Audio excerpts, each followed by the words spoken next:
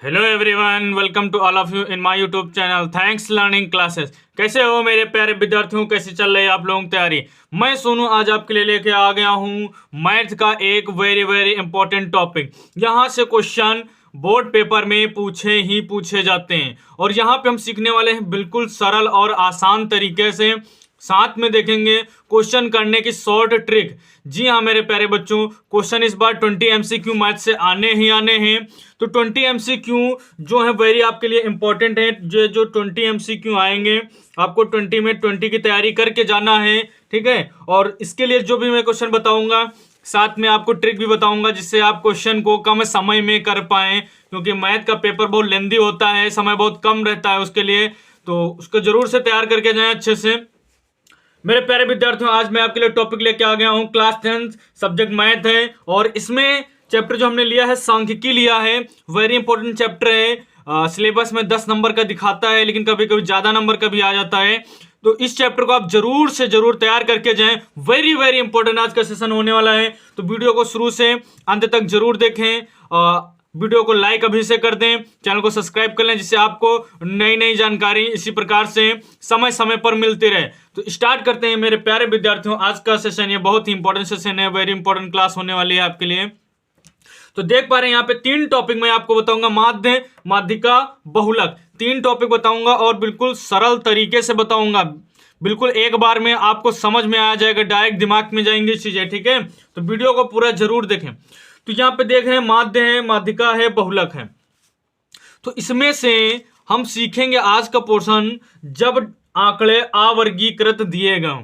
यानी कि जब आप समांतर माध्य, माध्यिका, बहुलक पढ़ेंगे तो वहां क्वेश्चन 2 प्रकार से मिलेंगे आपको, जब डाटा वर्गीकृत हो और जब डाटा अवर्गीकृत हो। तो प्यारे विद्यार्थियों, मैं इसमें बताने वाला हूं आपको जब डाटा अवर्गीकृत दिए गए हों, ठीक है। तो एक एक करके देखते हैं बहुत ही सिंपल तरीके से और ट्रिक के साथ में। अंत तक बने रहेंगे तो आपको ट्रिक भी देखने को मिल जाएगी। तो सबसे पहले टॉपिक हम ले लेते हैं, इसका जो टॉपिक है माध्य, ठीक है ना। पेपर में सिर्फ माध्य लिख के आ सकता है या समांतर माध्य लिख के आ सकता है या फिर इंग्लिश में इसको कहते हैं अर्थमेटिक मीन, ये भी लिख के आ सकता है। तो क्वेश्चन में कंफ्यूज मत हो जाना कि माध्य अलग चीज समांतर माध्य अलग चीज, नहीं, एक ही चीज है, आपको याद रखना, ठीक है ना। क्वेश्चन में कभी कोई भी डाउट हो तो उसकी इंग्लिश जरूर देख लेना। इंग्लिश वर्जन में वहां जो भी दिया गया होगा उसी को मान्यता मिलती है, ठीक है। तो इसका सूत्र है समांतर माध्य बराबर समस्त आंकड़ों का योग बटे में आंकड़ों की कुल संख्या। यह फार्मूला आप अगर याद कर लेते हैं तो इस फार्मूले से आप सभी क्वेश्चन करने वाले हैं। ये जो फार्मूला दिया गया है समस्त आंकड़ों का योग बटे में आंकड़ों की कुल संख्या, ये अलग अलग चीजों से पुकारा जा सकता है, ठीक है ना। जैसे समस्त राशियों का योग, समस्त राशियों की कुल संख्या, इस प्रकार से आपको अलग अलग देखने को मिल सकता है लेकिन मतलब उसका एक ही है। तो तीनों का एक क्वेश्चन देखेंगे, शानदार तरीके से देखेंगे। जैसे पहला प्रश्न है यहाँ, इसमें समांतर माध्य ज्ञात करना है। यदि 4 पुरुषों का भार क्रमानुसार 50, 54, 52 तथा 56 किलोग्राम हो तो इसका समांतर माध्य ज्ञात कीजिए। इस प्रकार से प्रश्न आपको क्वेश्चन पेपर में मिल सकता है या सिर्फ डायरेक्ट नंबर दिए गए होंगे और कह दिया जाएगा समांतर माध्य ज्ञात कीजिए, ठीक है। तो ये फार्मूला आपका लिखा हुआ है। हम यहाँ पे क्या करेंगे, इन्हीं को यहाँ पर नोट कर लेंगे, ठीक है। फार्मूला क्या कह रहा है, समस्त आंकड़ों का योग। तो हम समस्त आंकड़ों को यहाँ पर क्या करेंगे, लिख लेते हैं, ठीक है ना। पहला क्या है 50, फिर प्लस कितना है 54, फिर कितना है प्लस में 52 है और फिर प्लस में कितना है 56 है। तो यहाँ पे क्या है, समस्त आंकड़ों का योग। तो जो भी आपको आंकड़े दिए गए हैं A to Z, सब आंकड़ों को आप यहाँ पे क्या करेंगे, जोड़ देंगे ऐसे, ठीक है।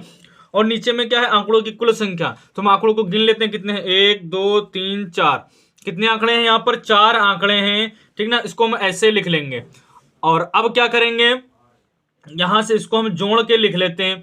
ऊपर वाली जो संख्याएं हैं अगर इनको हम जोड़ेंगे तो 212 आ जाएगा, ठीक है ना। आपका हम समय बचाने के लिए इनको डायरेक्ट लिख रहे हैं, 212 आ जाएगा। और यहाँ पर 4 है, ठीक है ना। इसको हम काट देते हैं तो ये कट जाएगा, 4 पंचे 20, 5 बार में। और यहाँ पे कितना बचेगा, फिर एक बचेगा तो ये कितने हो जाएंगे, 12, 4 3 12, ठीक है ना। तो ये इसका आंसर कितना आ गया, 53 आंसर आ गया। तो किलोग्राम में था तो ये क्या हो जाएगा, किलोग्राम, ठीक है। ये आपका आंसर आ चुका है समांतर माध्य का। उम्मीद है ये क्वेश्चन समझ में आ गया होगा। इस प्रकार से क्वेश्चन रहेगा, जो भी आंकड़े दिए रहेंगे उनको हम जोड़ देंगे और जितने आंकड़े हैं उसकी कुल संख्या से हम उसका भाग कर देंगे, तो यहां पर क्या है, उसका आंसर आ जाएगा। तो ये पहला क्वेश्चन हो गया, ठीक है। अब देख लेते हैं माध्यिका का पोर्शन। माध्यिका का पोर्शन वेरी वेरी इंपॉर्टेंट है, ठीक है, इसको समझना बहुत जरूरी है। माध्यिका का पोर्शन, माध्यिका का पोर्शन क्या है, माध्यिका में दो सूत्र लगेंगे, ठीक है ना बेटा। कितने सूत्र लगेंगे, दो सूत्र लगेंगे, आपको दोनों सूत्र याद रखने हैं, ठीक है। और इसके बाद मैं इनके लिए ट्रिक भी बताऊंगा, जिससे अगर आप फार्मूले भूल गए हैं तब भी आप कर सकते हैं, बिना फार्मूले के माध्यिका ज्ञात करना सिखाएंगे इस वीडियो में, ठीक है। यदि आंकड़ों की संख्या n विषम ओड है तो माध्यक बराबर क्या हो जाएगा, n+1/2 में पद का मान हो जाएगा। ये कब लगेगा, जब डाटा ओड हो, यानी विषम संख्याएं हो। दूसरा फार्मूला है, यदि आंकड़ों की संख्या n सम इवन है तो माध्यक बराबर क्या हो जाएगा, n/2वें पद का मान प्लस n/2 प्लस 1वें पद का मान बटे में 2। ये है जब संख्या कैसी हो, संख्याएं जब डाटा जब हमको इवन दिया गया हो, सम हो, ठीक ना, तब ये फार्मूला लगेगा। तो ये दो फार्मूले वेरी इंपॉर्टेंट हैं। अब इन दो फार्मूले पे क्वेश्चन देखेंगे और प्यारे विद्यार्थियों साथ में ट्रिक देखेंगे। जो बहुविकल्पीय प्रश्न आए तो आप सिर्फ ट्रिक लगा दीजिए, क्वेश्चन बिल्कुल आपका सही रहेगा। ये इसके लिए क्वेश्चन है। हमने दो क्वेश्चन लिए हैं, इसमें से एक विषम संख्या का है और एक सम संख्या का है, ठीक है ना। तो निम्नलिखित आंकड़ों का माध्यक ज्ञात कीजिए, इस प्रकार से क्वेश्चन आएगा। ये दो क्वेश्चन है, तो पहला क्वेश्चन कर लेते हैं। इनको करने का तरीका क्या है, जब भी हम ये क्वेश्चन करेंगे तो सबसे पहले क्या, इनको हम आरोही क्रम में लिखेंगे, आरोही क्रम, ठीक है ना। ये क्रम क्या होता है, बढ़ता क्रम होता है। जैसे ये क्रम क्या होता है, बढ़ता क्रम होता है। जैसे हमने यहाँ पे लिख दिया 1 2 3 डैश, ऐसे ये संख्याएं बढ़ती चली जाएंगी, तो ये होता है आरोही क्रम, बढ़ते क्रम इसको हम कह सकते हैं। उसके बाद आता है अवरोही क्रम, अवरोही क्रम आएगा, ठीक है। अवरोही क्रम क्या होता है, घटते क्रम में होता है, बड़ी से छोटी संख्या, उसके लिए 5 4 और 3 ऐसे डैश करके इसको लिख सकते हैं। कहने का मतलब आरोही क्रम बढ़ते क्रम, अवरोही क्रम घटते क्रम, इसको आप याद रखिएगा, ठीक ना, इतना याद करना पड़ेगा आपको। तो यहाँ पे हम सबसे पहले आंकड़ों को रख देते हैं, आंकड़ों को आरोही क्रम में रख देते हैं, ठीक ना। तो आंकड़ों को आरोही क्रम में रखेंगे 12 14 14 और उसके बाद 19, फिर 20, फिर 22 और उसके बाद क्या है 25, फिर 25 है एक बार, फिर 28 है।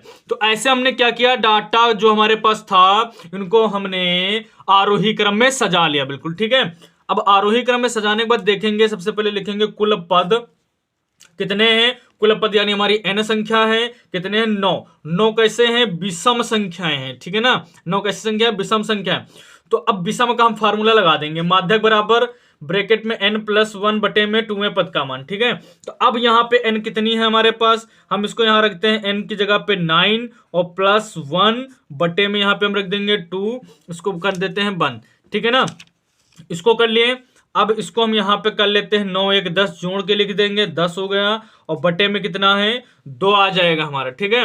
अब 2 आ गया, 2 से क्या करेंगे, इसको हम काट देंगे तो कितना आ जाएगा 5, ठीक है ना। वे पद का मान होता है 5वें पद का मान, 5वें पद का मान, ठीक है। अब हम फिर से देखेंगे तो हमारे पास आ गया 5वें पद का मान। अब देखेंगे संख्या में 5वें पद का मान कौन सा है, 1 2 3 4 5। तो ये क्या है, ये देखिए 5वें पद का मान 20 है हमारे पास, तो क्या हो जाएगा आंसर हमारा 20 हो जाएगा आंसर, ठीक है। आंसर कितना हो जाएगा 20, आंसर बिल्कुल सही हो जाएगा। यानी 5वें पद का मान 20 है, इसलिए माध्यिका कितनी हो जाएगी 20 हो जाएगी। उम्मीद है विद्यार्थियों क्वेश्चन आपको बिल्कुल अच्छे से समझ में आ गया होगा। ये आप इतना बड़ा क्वेश्चन करें जब आपका 2 नंबर का क्वेश्चन आए, अगर 1 नंबर का क्वेश्चन आता है तब आपको इतनी मेहनत करने की कोई जरूरत नहीं है। आपको एक ट्रिक बताएंगे, वो ट्रिक आप लगा दीजिए, फटाक से आपका ये क्वेश्चन सॉल्व हो जाएगा। ट्रिक कौन सी है, ट्रिक यहाँ पे हमने लिख ली है, देखिए पहले आंकड़ों को आरोही या अवरोही क्रम में रख लें, ठीक है। उसके बाद तो जो बीच वाली संख्या आएगी वही माध्यक होगा, खत्म, ठीक है ना। कितना सरल है। तो देखिए क्या है, हमने इसको आरोही क्रम में रख लिया, 1 2 3 4 5, ये बीच में आ रहा है इधर से 1 2 3 4 5। तो जो संख्या बीच में है वही हमारा क्या है आंसर है। तो ये ट्रिक आप याद रखेंगे तो ये क्वेश्चन आप आराम से कर पाएंगे। कब ट्रिक काम करेगी? जब डाटा विषम हो, ठीक है ना। जब विषम हो तब आप इसको लगा दीजिएगा, आंसर बिल्कुल आपका राइट हो जाएगा। और इसके बाद देखेंगे हम जब संख्याएं सम दी गई हो, उसके लिए भी मैं आपको एक ट्रिक बताऊंगा। पहले क्वेश्चन देख लेते हैं। आंकड़ों को आरोही क्रम में रखने पर, ठीक है ना, तो आंकड़ों को हमने क्या किया, यहाँ पे अवरोही क्रम में रख दिया 5, 6, 7, 8, 10 और 12। यहाँ पे जो हमने क्वेश्चन दिया है ये दूसरा वाला, इसको हमने यहाँ पे क्या किया है, सजा लिया है, अच्छे से रख लिया है आरोही क्रम में। तो अब कुल पद देखेंगे, यानी n कितने हैं, 6 सम संख्याएं हैं, ठीक है ना। तो अब सम संख्याएं हैं तो सम संख्या का फार्मूला क्या होता है, माध्यक बराबर n/2वां पद प्लस n/2 प्लस 1वां पद। तो इसको हम देखेंगे, इसको हम यहाँ पर लगा देते हैं प्यारे विद्यार्थियों। n हमारे पास 6 है तो हम यहाँ पे 6 लिखेंगे, बटे में 2 लिखेंगे, इसको कर लेते हैं ब्रैकेट को बंद और यहाँ पे लिख देते हैं वां पद, ठीक है। अब यहाँ हम इसको प्लस कर लेंगे और यहाँ पे हम लिखेंगे n की जगह पे लिखेंगे 6, बटे में लिखेंगे 2, प्लस में लिखेंगे 1 और यहाँ पर भी हम कर देंगे वां पद, ठीक है। तो इसको हम देख लेते हैं। अब इसको हम काट देंगे यहीं पर, तो क्या है, ये कट जाएगा, ठीक है ना। इसको हम काट देंगे यहाँ पर, तो ये हो जाएगा 2 से काटेंगे, इसको हम 2 से काट लेते हैं अच्छे से। तो जो 2 से हम कट कर देते हैं इसको, तो आएगा हमारे पास 3, 2 3 6, ठीक है ना। इसको भी हम कट कर देते हैं तो आएगा हमारे पास 2 3 6। अब यहाँ पे हम लिख लेते हैं, बटे में अभी हमारे 2 था तो हम इसको पूरा बटे में करके हम 2 भी कर लेते हैं, ठीक है ना। 2 था हमारे पास तो हमको 2 रखना है अभी। उसके बाद देखते हैं 3वां पद का मान, ठीक है ना। 3वां पद यहाँ पे हम रखेंगे 3वां पद, ठीक है। और प्लस में यहाँ पे रखेंगे 3, 1 ये 4 हो जाएगा तो 4वां पद, 4वां पद, ठीक है। और बटे में क्या आ जाएगा हमारा, 2 आ जाएगा, 4वां पद बटे में 2। अब इसको हम यहाँ रख लेते हैं। 3वां पद हमारे पास कह रहा है तो हम 3वां पद देख लेते हैं कौन सा है, 1 2 3। 3वां पद हमारे पास कौन सा है, ये 7 वाली संख्या है तो हम लिखेंगे 7। प्लस में कह रहा है 4वां पद, ये कह रहा है 4वां पद, तो हम यहाँ पे 4वां पद देख सकते हैं कितना है, 8, ठीक है ना। तो हम यहाँ पे लिख लिए 8 और बटे में रख देंगे 2, ठीक है। अब इसको हम जोड़ लेते हैं, 8 7 15 हो जाएगा यहाँ पर और बटे में आएगा 2। इसको अगर हम डिवाइड करेंगे, काट देंगे ऐसे, ठीक है, कितना आ जाएगा, 7.5 आ जाएगा। कितना आएगा, 7.5। यही आपका क्या है, आंसर है, ठीक है प्यारे विद्यार्थियों। तो इस तरीके से माध्यक ज्ञात कर सकते हैं जब डाटा क्या हो, विषम दिए गए हों। अब इसकी ट्रिक देख लेते हैं, शानदार तरीके से बिल्कुल ट्रिक समझ में आ जाएगी। ट्रिक क्या है इसकी, ट्रिक है पहले आंकड़ों को आरोही या अवरोही क्रम में रख लें, तो जो 2 संख्याएं बीच में आएंगी उनको जोड़कर 2 से भाग कर दो, माध्यक ज्ञात हो जाएगा। अगर आपके पास समय कम है, जल्दी करना चाहते हैं तो ये ट्रिक लगा दें, यानी कि जब विषम थे तो बीच की संख्या आंसर आ गया। अब जब सम है तो 2 बीच वाली संख्या देखें, 1 2 3 इधर से, 1 2 3 ये इधर से, ठीक ना। तो ये 2 संख्याएं क्या है, बीच में है 7 और 8। अब इन्हीं को लिख दो, 7 और 8 को ऐसे लिख दो, ठीक है, 2 से भाग कर दो, डायरेक्ट आंसर आ जाएगा 7.5। तो इस ट्रिक से भी आप इसको कर सकते हैं जब आपके पास समय कम हो। सबसे पहले आरोही या अवरोही क्रम में लिख लें और उसके बाद उसको बीच वाली 2 संख्याएं जोड़ लें, 2 से भाग कर दें, तो आपका माध्यक आ जाएगा। जब संख्याएं कैसी दी गई हो, कैसी, ये संख्याएं जब दी गई हो सम संख्याएं, ठीक है, तभी ट्रिक काम करेगी। और विषम के लिए तो हम बता ही चुके हैं। तो ऐसे आप कर सकते हैं इसको। अब नेक्स्ट देख लेते हैं बहुलक। बहुलक बहुत ही सरल है और पेपर में आ जाता है, ठीक ना। इसको देखते हैं, यहाँ पे संख्या दी गई है 2 3 7 2 7 5 3 7 का बहुलक ज्ञात कीजिए। तो इसको भी सबसे पहले हम क्या करेंगे, आरोही या अवरोही क्रम में रख लेंगे।